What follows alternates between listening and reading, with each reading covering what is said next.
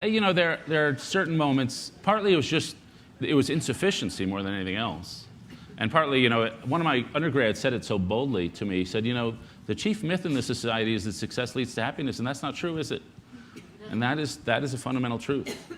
That's what we think about when we think of depth, that sonorousness, and that high standard that some people do achieve.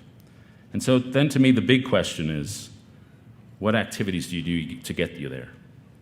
How do you get on your way to depth? And I should give you the secret of why I'm giving this talk. We have a lot of emphasis on our society on happiness. How can I be happy? How can I measure happiness? I'm trying to offer an antidote to that. I'm all for happiness. I happen to be happy right now. It's great. But I'm trying to remind us of a different goal in life that is deeper than happiness and more important than happiness. And I'm calling it depth. You could call it holiness. You can call it whatever you want. But I'm trying to help us think about that and what words go with that. So what I'm doing in this talk is trying to give us a counterculture.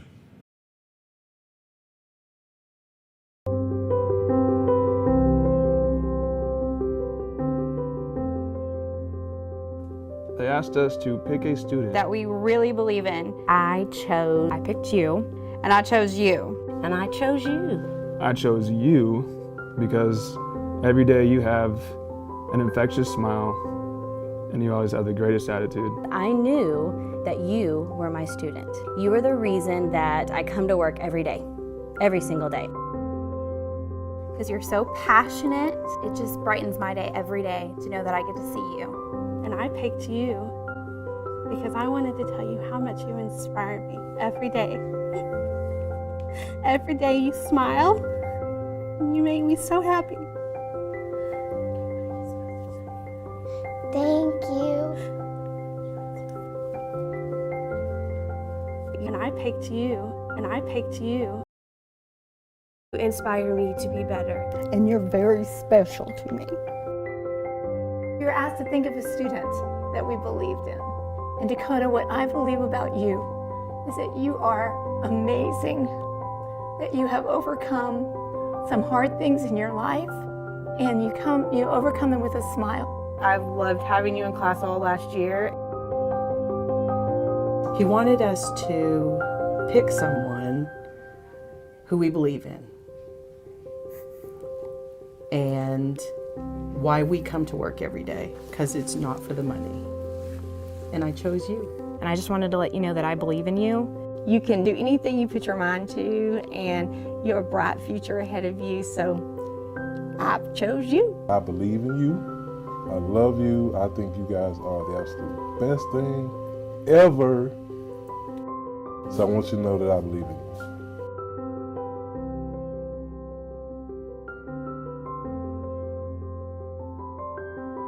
There are certain moments, partly it was insufficiency more than anything else. And partly, one of my undergrads said it so boldly to me. He said, the chief myth in this society is that success leads to happiness, and that's not true, is it? And that is a fundamental truth. Sad news to bring you this evening. Martin Senn, the former chief executive of Zurich Insurance Group, has taken his own life. Senn was a long-time employee of Zurich Insurance, and he was the chief executive for 6 years before stepping down last December. It's the second suicide among top executives at Zurich. Less than 3 years ago, the chief financial officer, Pierre Valtier, killed himself. Martin Senn, who was a friend of Cressmeans business, joined me on this programme back in 2013 and offered this advice about managing risk in business. Chasing yield, as you say, Richard, is not a good thing. It's a bit like trying to find out where the wind comes from and where the wind is going. You might get it right once or twice, but not sustainably in the long run. Martin Senn was a delightful man who I'd met many times. But in difficult years, leading his company, he did so with a steady hand. Martin never forgot that what matters in any company, whether it's manufacturing, financial services, or a giant insurance company, what's always behind it is not the money, it's the people. Martin Senn was 59. Talk about that. I was going to ask you to read this one paragraph because I think it's a good table setter for us. This is a paragraph my friends think is the truest paragraph in the book. I was born with a natural disposition toward shallowness. I now work as a pundit and a columnist. I'm paid to be a narcissistic blowhard, to volley my opinions, to appear more confident about them than I really am, to appear smarter than I really am, to appear better and more authoritative than I really am. I have to work harder than most people to avoid a life of smug superficiality.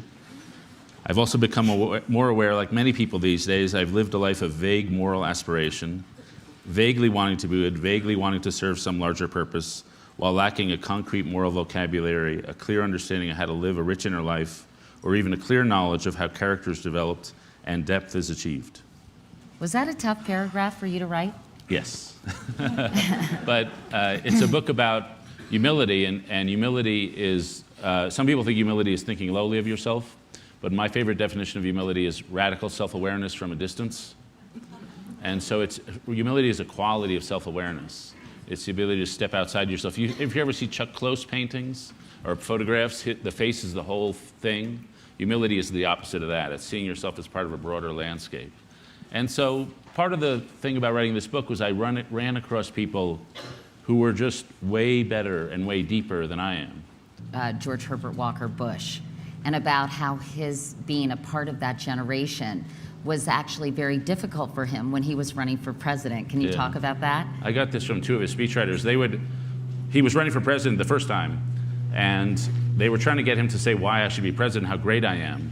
And they would write in a sentence with the first person pronoun, I did this, I did that, I did this, and he would cut out all the sentences with a first person pronoun. Because it just was in his ethos, we do not talk about ourselves. And they finally beat him up and said, you're running for president, you gotta talk about yourself. So he did a speech where he talked about himself, and his mom, who was still alive, called and said, George, you're talking about yourself too much. I thought that was so interesting, though, right? Yeah. I mean, think about how different it is today in terms of the candidates running, which we'll get to in a moment. But, you know, my friends who spend a fair amount of time psychoanalyzing you wonder if there, somewhere in this awakening, was there a personal existential crisis that made you realize that you had, in fact, been living a vague life of moral aspirations and that you weren't the person you really wanted to be, rather than viewing sort of the changes in sort of our moral ecology? Was there something internally that was happening with you? It wasn't a midlife crisis. I think if I had one, I'm shallow enough that the Porsche would have solved it.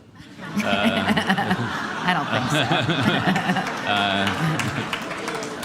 so. Something tells me that's not true. No offense to the Porsche owners in the crowd, of whom it's like 40% out there. I think this is a Ferrari crowd, actually. Yeah. But an electric car Ferrari crowd.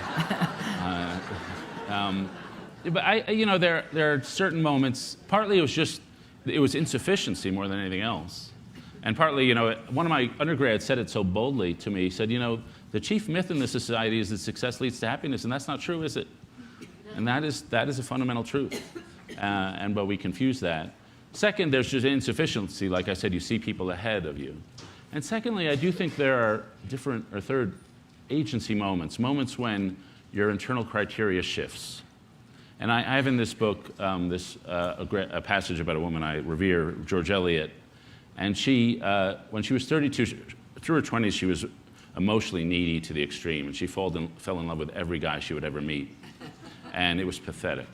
And she just, whether married, unmarried, whatever, she just fell in love, and they would reject her, or their wife would throw her out of the house, whatever. And she grew up in a home without love, and she was emotionally needy. Then at age 32, she falls in love with Herbert Spencer, the philosopher, and she writes a letter to him at the end of their relationship, which is somewhat pathetic, like her old life, but somewhat profound. And the pathetic part is, please marry me, please marry me. If you don't marry me, I'll die. If you do marry me, you won't notice me. I won't cause any trouble around the house. And that was the pathetic part. But then in the end, she has this paragraph, which is amazing, where I'm just going to paraphrase it. It's something like, I suppose no woman ever before wrote a letter such as this, but I am conscious, in the light of true reason, that I'm worthy of your respect and tenderness, whatever vulgar men and vulgar women may think of me. And that's assertion that I am worthy of you. That's a moment that I think happens to people in their early 30s, where it's an agency moment. They develop their own internal criteria. They don't rely on external praise or affirmation.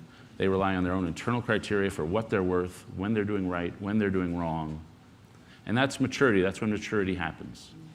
And so it happened to her at 32. And I think we have these moments when it happens to us in early adulthood. We sort of know what we want. We all have a bunch of things we love, and we know which loves are in which order, what we really want out of life. But then you go, I think that happens in 30, you discover who you are. But then, I'm 53, it happens again. And your life, you change, life changes, your circumstance change, and the things you want change. And so I think we all make 4 big commitments in life to family, including romance and children, to a creed, to a vocation, to a community. And you make those commitments at adulthood when you're formed. And sometimes those are life commitments, but sometimes you can make new commitments at 53 or 75 or 80. And so I was at a stage in life where I was making a lot of new commitments, in part because of things that were happening in my personal life, in part because my career has hit a level where I wasn't manic about it. And so I was just You sort of did the Peggy Lee, is that all there is? It wasn't quite that. I mean, I was super happy with what I was. I wasn't dissatisfied. But I wanted the vector, just a lot of things. I'll say it, I got divorced 3 years ago. And a lot of things, when that happens, it's not only the divorce that happens. On the day of the divorce, a friend of mine said to me, if you project out a year from now, and count your 10 closest friends, 7 of them will be people you don't know yet. And that turned out to be true, because a lot of things change. And so suddenly the vector of change in my life had radically accelerated.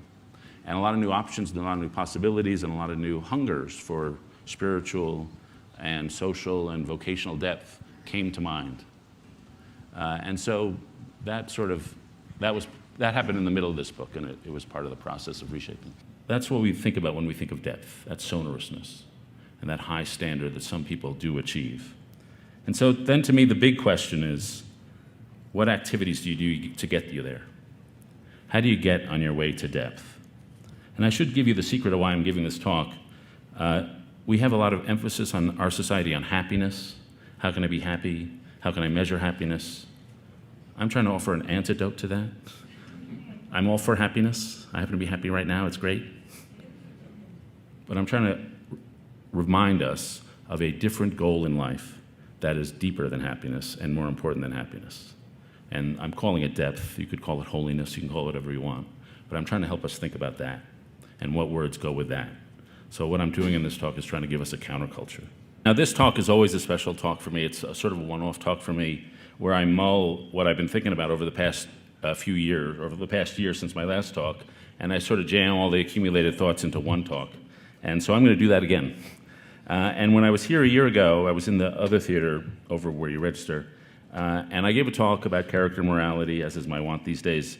And a woman came up to me right after the talk, and I had talked a little about suffering and a little about death, and she told me she had lost her son in an auto accident. And she said she was a mathematician, and she couldn't make sense. She was used to making sense of things mathematically. And in this case, a car just drifted across the road. No alcohol was involved, nothing. Just across the road, accident, and killed her son. Another woman came up to me about 35 seconds later and said she had lost her husband, I think 2 years before. And in the days since she lost her husband, she would walk along the beach and she read out of a little prayer book that she kept. And after the talk, she gave me the book. And I keep it now in the drawer of my nightstand. And I remember after both those encounters, when somebody honors you with that sort of sharing, even in a crowded room like this one, you feel you should be worthy of that sort of thing. You should have something to say, or you should have some way to act. And especially in those two encounters, I really didn't know what to say. I didn't know how to act. I was unworthy of how they had honored me. And so the main question I've been thinking about over the past year is, how do you possess this quality of inner depth? How do you possess what might be called a 1,000-year heart? And the one way of frame I've put around that to try to understand that question of how you become a deeper person is separating two sorts of virtues: the resume virtues and the eulogy virtues. The resume virtues are the things you offer to the job market, the skills you have that make you employable. The eulogy virtues are the things they talk about at your funeral. And those are virtues that exist at the core of your being, whether you're kind, brave, honest, or faithful, what sort of relationships you formed.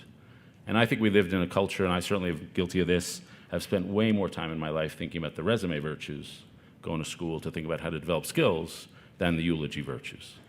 And though I think we would all agree the eulogy virtues are more important, we spend more time, I think most of us, on the resume virtues. So that's one way to think about it.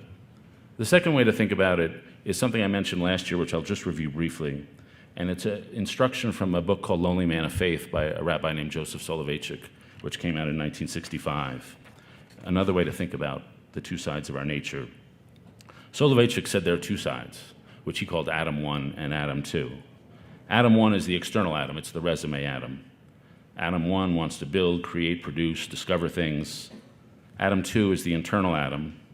Adam 2 wants to embody certain moral qualities, to have a serene inner character, not only to do good, but to be good, to live in obedience to some transcendent truth, to have an inner coherence of soul. So Adam 1, the resume Adam, wants to conquer the world, become famous, rich. Adam 2 wants to obey a calling and serve the world. Adam 1 asks how things work. Adam 2 asks why things exist and what ultimately we're here for. Adam 1 wants to venture forth. Adam 2 wants to return home to the comfort of a family meal. Adam 1's motto is success. Adam 2 experiences life as a moral drama, and his motto is charity, love, and redemption. Now, Soloveitchik argued that each of us lives at the confrontation between these two Adams, these two sides of our nature. And I'd add the confrontation is different. You know, some days we want to be externally successful. Some days we want to be internally good. And they're both right. I mean, you've got to have a balance. And the question is whether your life is in balance between these two things. And I'd add that balance is so hard to achieve because these two Adams are in tension with each other and sometimes in contradiction with each other. And they live by different logics. Adam 1, the resume Adam, lives by a straightforward economic logic. Effort leads to reward, practice makes perfect, pursue self-interest, work hard.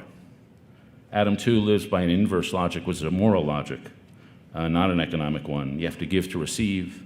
You have to surrender to something outside yourself to gain strength within yourself. You have to conquer your desire to get what you want.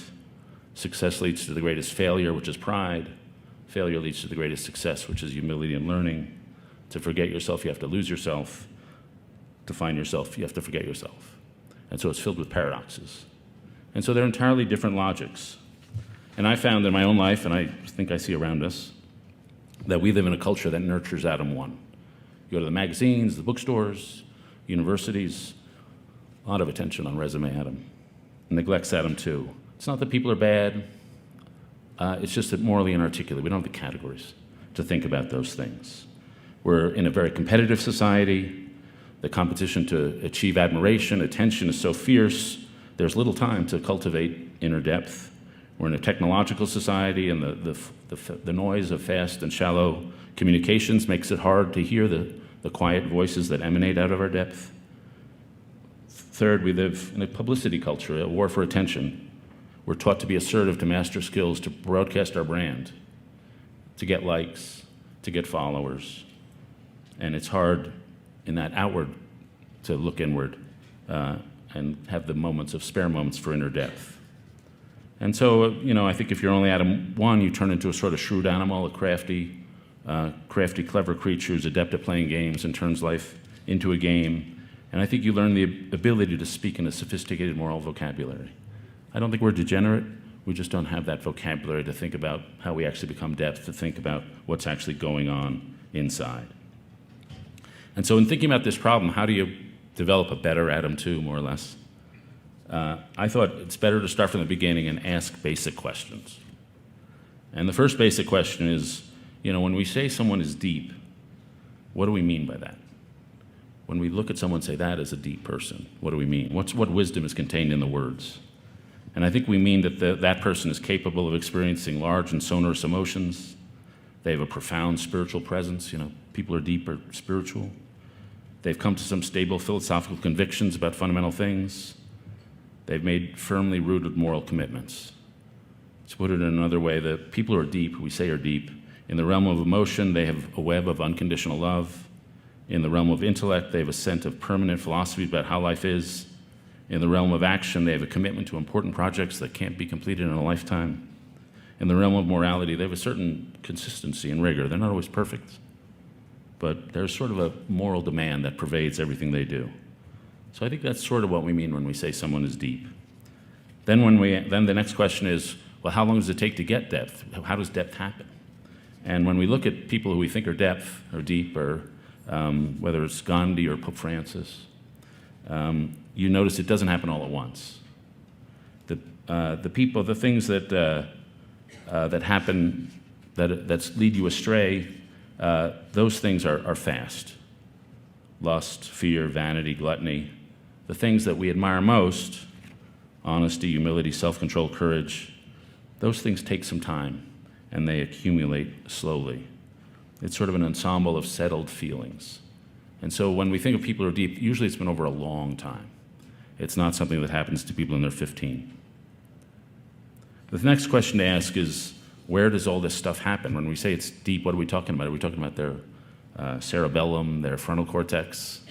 No, we're actually talking about some metaphorical moral center of themselves. We're talking about some core.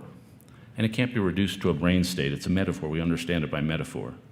And that there's some core piece of yourself that when you make a decision, you make that core piece of yourself slightly better or worse. If you make disciplined and selfless decisions, you'll reinforce core tendencies in that self. If you make selfish and short-sighted decisions, you'll fragment or degrade that core piece of yourself.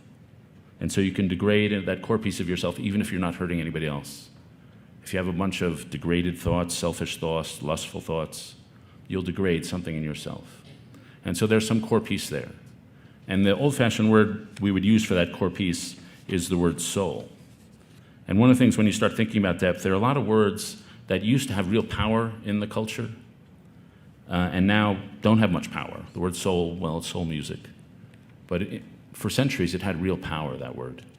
And we sort of let those words drift away from the center of our consciousness. But I think recovering those words is part of recovering what it means to think seriously about these questions, moral questions. And so the next question to ask, when we admire a deep person or a virtuous person, again, I'm thinking of Dorothy Day or people I admire like Francis or Augustine or even Soloveitchik, Albert Schweitzer. What do we admire about them? Like, what is the quality of our admiration?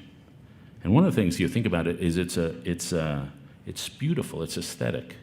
Albert Schweitzer was this great man who gave up being a very successful music theorist, became a doctor, went off to Africa, and he didn't hire people who he thought would be idealistic or who were out to do good. He only hired people who did good service as if they were just doing the dishes. He didn't want any idealists because they didn't think they'd be tough enough to handle the rigors of being a jungle doctor. And when you look at Schweitzer, you read his writing, or look at Pope Francis, there's something aesthetically beautiful about the guy. And they possess sort of a moral framework. They possess some sort of character, and they possess, and here comes another word that's sort of old-fashioned, but that has lost some of its power, and it seems pompous to us, and that word is virtue. They possess a certain virtue. And the word virtue, again, it has pompous connotations, seems to stuff up, self-righteous. But all virtue is having your loves in the right order. We all love and desire a multitude of things. We all desire love, friendship, family, popularity. We all desire money, be in good shape. We all desire a lot of different things. And I think all of us understand, whether we thought about it or not, that some loves are higher than other loves, that the love of family is higher than the love of money. And if you've sold out your family to make an extra buck, you've done something wrong. If the love of truth or friendship is higher than the love of popularity, if somebody tells you a secret and you blab it at a dinner party to become popular for a few minutes at the dinner party conversation, we know you've inverted your love. And so being virtue is not some pompous thing. It's not some puritanical thing. It's just having your loves in the right order. And so what I've tried to capture here is what depth looks like and feels like. that it's something acquired slowly, that it's virtuous, that it happens in the soul, in a moral center. And so that's what we think about when we think of depth, that sonorousness and that high standard that some people do achieve. And so then to me, the big question is, what activities do you do to get you there? How do you get on your way to depth? And I should give you the secret of why I'm giving this talk. We have a lot of emphasis on our society on happiness. How can I be happy? How can I measure happiness? I'm trying to offer an antidote to that. I'm all for happiness. I happen to be happy right now. It's great. But I'm trying to remind us of a different goal in life that is deeper than happiness and more important than happiness. And I'm calling it depth. You could call it holiness. You can call it whatever you want. But I'm trying to help us think about that and what words go with that. So what I'm doing in this talk is trying to give us a counterculture to think about the happiness culture which is so much around us. So again, the final question is, what activities send us to depth, to make us holy, if you want to use a religious term? Well, the first one is love. It's really hard to think so-and-so is deep if they haven't experienced some big transforming love. The heroes we think about, it could be love for a cause, usually it's love for a person, it could be love for God, whether it's Martin Luther King or Mandela or anybody else, Lincoln. They've experienced some transforming love for something. The second, and maybe the central thing that love does, is it decenters the self. If a shallow person lives in the smallness of his own ego, a person in love finds the center of himself is outside of himself. His treasures are somewhere out there, or at least in the space between the two. And so what love does, first it takes over, and then it causes you to seek union with another.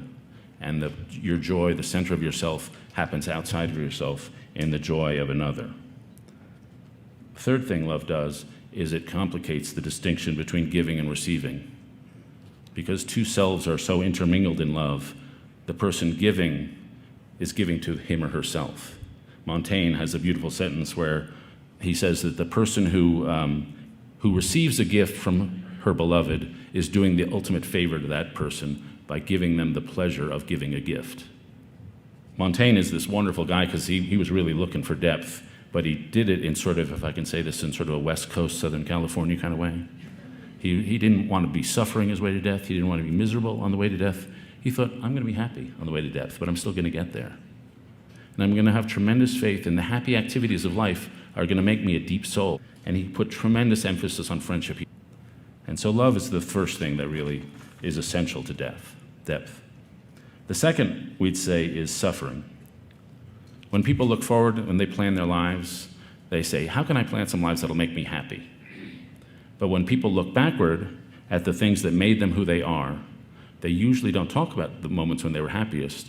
They usually talk about the moments of suffering and ordeal. So we plan for happiness, but we're formed by suffering. Now, it should be said there's nothing intrinsically noble about suffering. Most of the time when you're suffering, you just want to get out of it. But you do find people who were really improved by suffering. You think of Franklin Roosevelt, who was this sort of shallow guy before he suffered from polio, and emerged a different sort of person after suffering from polio. Now, the big thing suffering does is, first, it humbles you like love. You can't really control your suffering. Even when you come out of your period of suffering, the moments of healing seem like outside of your control, like God did it. So it humbles you. The second thing suffering does is it drags you deeper into yourself. There's a 1950s theologian, Paul Tillich, who wrote that when people endure suffering, they're taken between the routine busyness of life and they find out they're not who they believed themselves to be. The pain involved in losing someone or even composing a great symphony or a book takes you, smashes through the floor of what you thought was the bottom floor of your soul, he wrote, revealing a cavity below that one, and then it smashes below that one and reveals a cavity below that one and a cavity below that one. And so it digs down, and suffering people find depths of themselves they had never imagined. The third thing suffering does, it gives people a sense of calling. They are not masters of their pain, they can't control their pain, but you do have a responsibility to respond to your pain. And it's interesting to watch people who are in the depth of suffering, how they respond to pain. If you see someone who loses a child, they don't say, I've just endured the horrible pain of losing a child. I really want to balance off my happiness levels by going out and partying a lot. They don't say that. What they do is they form a foundation. They want to take the suffering and they want to make it moral. They want to somehow make it sacred. So the response to suffering is not happiness, it's some sort of moral commitment and a set of eternal demands. So suffering, like love, but in the inverse. First, you realize you're not in control of yourself. Second, it thrusts you outside of yourself. Third, it thrusts you toward morality. It makes you more moral, more morally engaged. The third act of going to depth is internal struggle. And here I don't mean the struggle involved in winning a championship or starting a company or making a lot of money. You can, as we know, be the shallowest human being on earth and do all those things. I mean the self-struggle. The people who seem at their depth are often at war with themselves. They are aware that while they have great strength and great dignity, they also have great weakness. And they're engaged in an internal struggle with themselves. I have a friend who goes to bed at night and he reviews the day. What sins did I commit? And sins is another of those words that has lost power in our culture, but is sort of inescapable. He asks, what sins did I would I commit today? And he's a pretty good guy, but he tends to have, at least he told me this, he tends to be a people pleaser, and he's much in demand, and people ask him favors, can you do this for me, can you do that for me? And instead of saying, honestly, I don't feel like doing that, it's not a high priority for me, he lies. So he's constantly lying to people to get out of commitments. And that's a sin, a small sin maybe. And he's trying to he over-flatters people. He told me sometimes he's not present when someone's talking. When he's in conversation, he's not really thinking about what they're saying. He's thinking about what impressive thing he can say to make himself more impressive before them. And so he's not a big sinner, he's not a murderer, but he spends each night in bed thinking of those sins and trying to think how he can do better. And you see in his example, often the response to sin is sort of this U-shape. You're up here, and you got to go down and think about your sins, and then sort of plan your way out. And so there's a moment of what Soloveitchik calls withdrawal, or in the Christian context we would call life, death, and resurrection. And so there's this inner struggle with the weaknesses we all have. Some of us are scattered. Some of us, like me, start out shallow, and you got to work your way to be a little less shallow. Some people are selfish. Well, we're all selfish. Some people just want to please people. Some people are terrified all the time. And you got to engage in an internal struggle against that core weakness. I told a story in this talk a couple of years ago about Eisenhower. His core weakness was just this anger, this fury. He grew furious with people at the drop of a hat, and he spent his entire life trying to combat his own temper. And it was an internal struggle. And for a lot of these people, if you read their journals, I talked about Samuel Johnson last year, the internal struggle against their own weakness is the most dramatic thing that's happening in their lives. When they're a little less selfish, when they're a little less pleasing, they write it down in their journal as if it's this great victory. When they let themselves down, it's this horrific humiliation. And no career success or failure will be as dramatic to them as that internal struggle. And so internal struggle is sort of the logic by which we build character. It's the logic by which I think we go to depth. So that's the third activity. The fourth activity you observe in people who are really deep is obedience. And this is another quality that's really out of fashion these days. When you go to commencement speeches, college students are taught, find your passion, follow the beat of your own drummer, pursue your dreams. That is to say, look inside yourself and find out what you want to do. And the answers to your life vocation are inside yourself. If you look at the people who are deep, often they don't look inside themselves. Something calls to them from outside themselves. I told the story a few years ago of Frances Perkins, who was the first woman in cabinet under Franklin Roosevelt. And Perkins was having coffee or tea one afternoon in 1913 at Washington Square Park on the north side. She hears a commotion. She rushes out, and she sees a fire. She stumbled across the Triangle Shirtwaist Factory fire. And she rushes to the building, which is just a block off Washington Square, if you know New York. And she sees the fire, and then she sees what she thinks are bundles of clothing coming out of the top windows of the 10th and the 11th floor. But it's like 9/11, instead of being burned to death, people are deciding to leap to their deaths, just have a quicker death. And so she sees, I think 57 people go over this way. And she sees a guy holding women over the windowsill and then dropping them a second, a third, and then one guy, he holds a fourth, his girlfriend, they have a long embrace and a kiss, and he drops her, and then he himself goes over the edge. And she watches this moment, and she's a little unsure at this moment what to do. But at this moment, the world has presented her with a problem, which is worker safety, and she devotes the rest of her life to that problem. And so it was obedience to that problem, not something she found in herself. This process of obedience was best described in another famous book called Man's Search for Meaning, which I'm sure many of you read, by Viktor Frankl. Frankl was a psychologist in Europe, I think in Vienna, Jewish guy in the 1940s, captured by the Nazis, sent to concentration camps. He laid tracks for a few years. This was not the life he had planned for himself, but this is what fate had put in front of him. And so he wrote in that book, "It did not really matter what we expected from life, but rather what life expected from us. We needed to stop asking the meaning of life, and instead think of ourselves as those who were being questioned by life, daily and hourly." So fate had put a task in front of him. First, a moral task, which he said was to suffer well.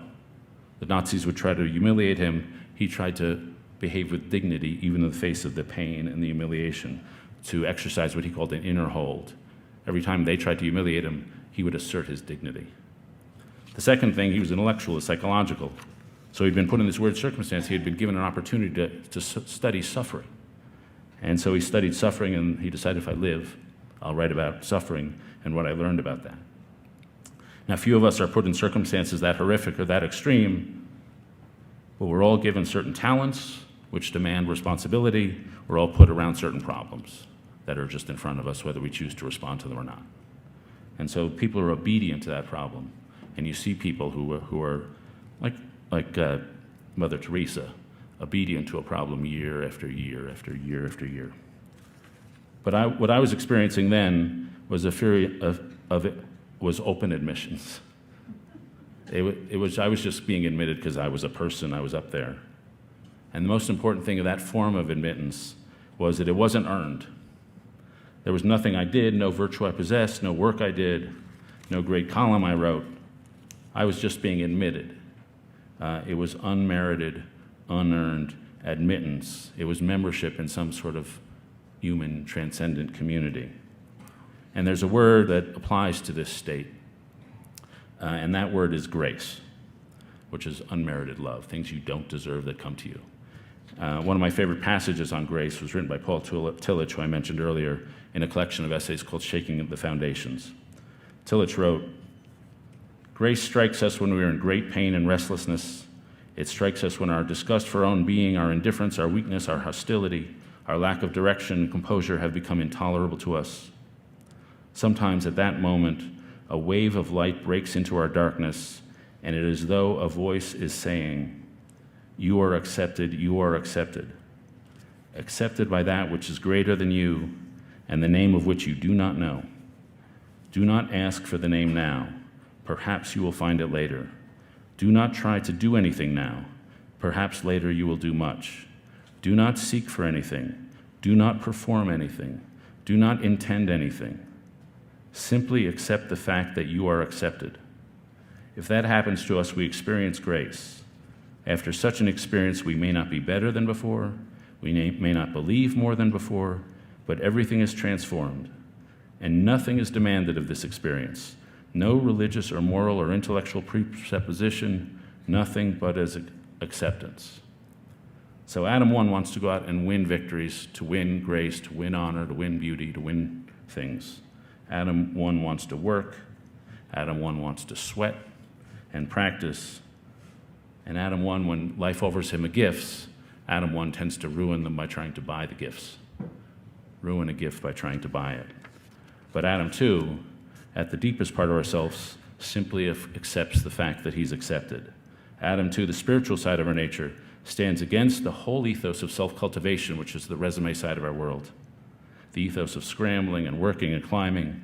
Adam 2 has that paradoxical logic I mentioned before, Adam 2 simply accepts the gifts. It accepts the fact that your family loves you more than you deserve. Your friends are for you even when you're inattentive. The past wants to give you gifts you did not earn. The admissions committee has already met and you're already in. Your job is simply to accept the fact that you're accepted. It's passive.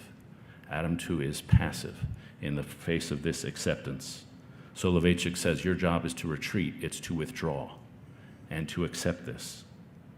And this is the trait you see in these deep people. They have acceptance that they are accepted. And then the final paradox is that this somehow gives them great energy. Because it's like someone who gets the greatest birthday present ever. They're grateful, they're inspired, they want to live that way. They want to honor the people who gave them that gift, and they want to pass on the gift that they didn't deserve.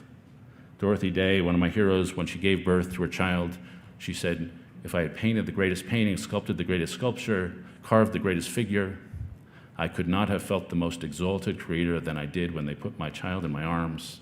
And with that came a desire to adore and to worship.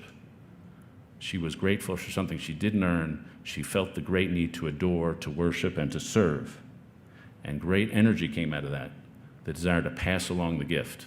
So I go to this place, and it's a fundraiser for a group that they teach adult immigrants to read. And I learned while meeting these people that it sometimes takes 7 years to teach an adult to read in a foreign language. And the people who did this were amazing. They were sort of quiet. They had a gratitude about them. They had a calm, settled manner. They didn't have like the blooming virtues I see in my Yale students, the kind of things that show up when you're 18, but they had the ripening virtues people who lived a little, learned a little, suffered a little, sort of a quiet weight and stability. They were quiet people.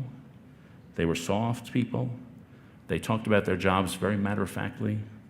They didn't boast. They weren't trying to prove to me how smart they were. They just were going about their job. And there was something grateful about them.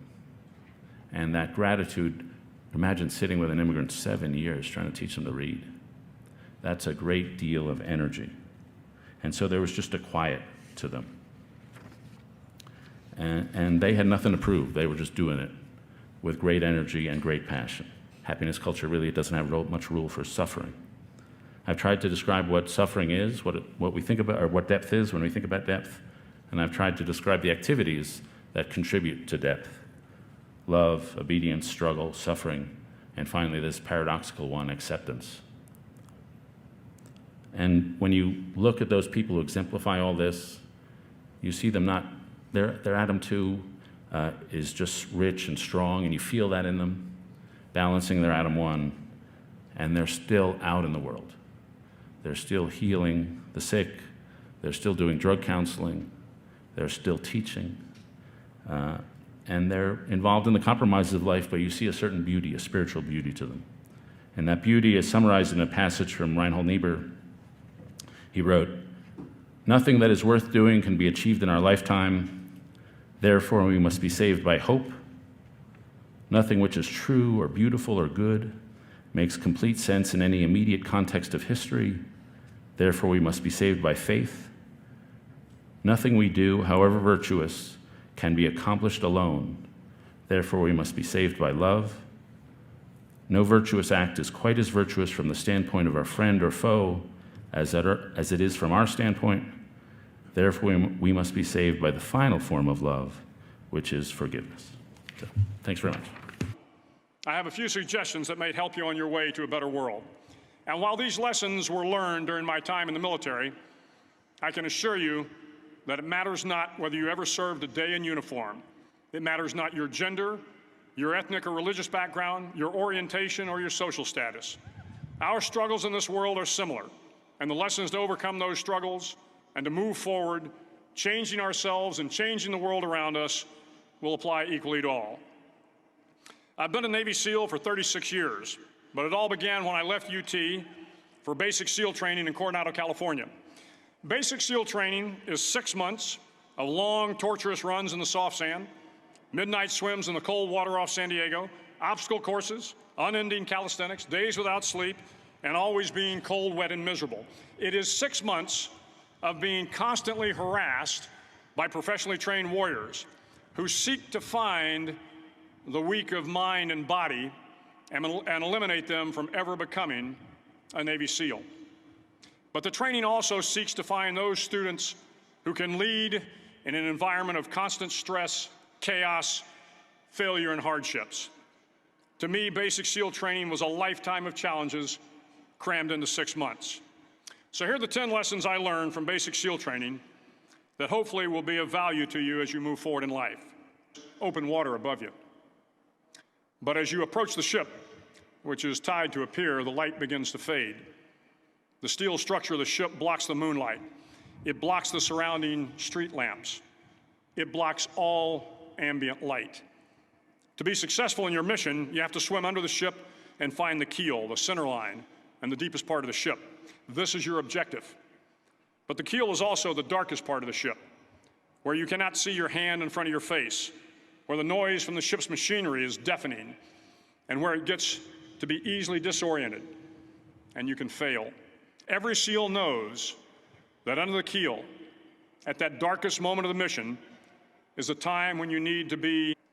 If you want to change the world, you must be your very best in the darkest moments. It is 6 days of no sleep, constant physical and mental harassment, and one special day at the Mud Flats. The Mud Flats are an area between San Diego and Tijuana where the water runs off and creates the Tijuana Sloughs, a swampy patch of terrain where the mud will engulf you.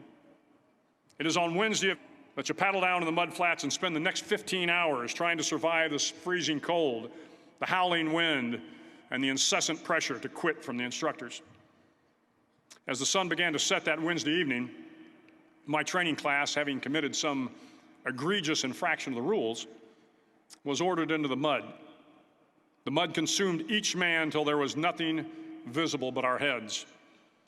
The instructors told us we could leave the mud if only 5 men would quit. Only 5 men, just 5 men, and we could get out of the oppressive cold. Looking around the mud flat, it was apparent that some students were about to give up. It was still over 8 hours till the sun came up. 8 more hours of bone-chilling cold. The chattering teeth and the shivering moans of the trainees were so loud, it was hard to hear anything. And then one voice began to echo through the night. One voice raised in song. The song was terribly out of tune, but sung with great enthusiasm. One voice became 2, and 2 became 3, and before long, everyone in the class was singing.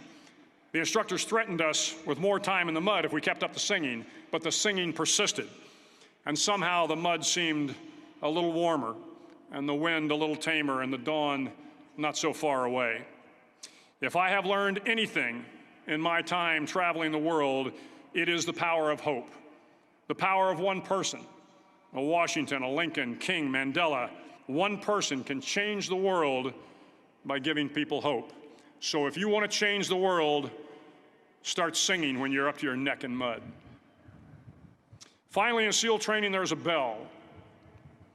A brass bell that hangs in the center of the compound for all the students to see. All you have to do to quit is ring the bell. Ring the bell, and you no longer have to wake up at 5 o'clock. Ring the bell, and you no longer have to be in the freezing cold swims. Ring the bell, and you no longer have to do the runs, the obstacle course, the PT, and you no longer have to endure the hardships of training. All you have to do is ring the bell to get out. If you want to change the world, don't ever, ever ring the bell. To the class of 2014, you are moments away from graduating, moments away from beginning your journey through life, moments away from starting to change the world for the better. It will not be easy, but you are the class of 2014, the class that can affect the lives of 800 million people in the next century. Start each day with a task completed. Find someone to help you through life. Respect everyone. Know that life is not fair and that you will fail often. But if you take some risks, step up when the times are the toughest, face down the bullies, lift up the downtrodden, and never, ever give up.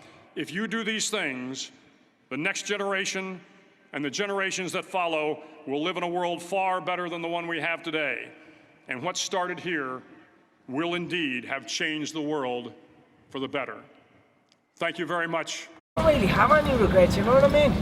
I had to make mistakes and wanted to learn from them, you know what I mean? No, I don't regret anything. Have a great life.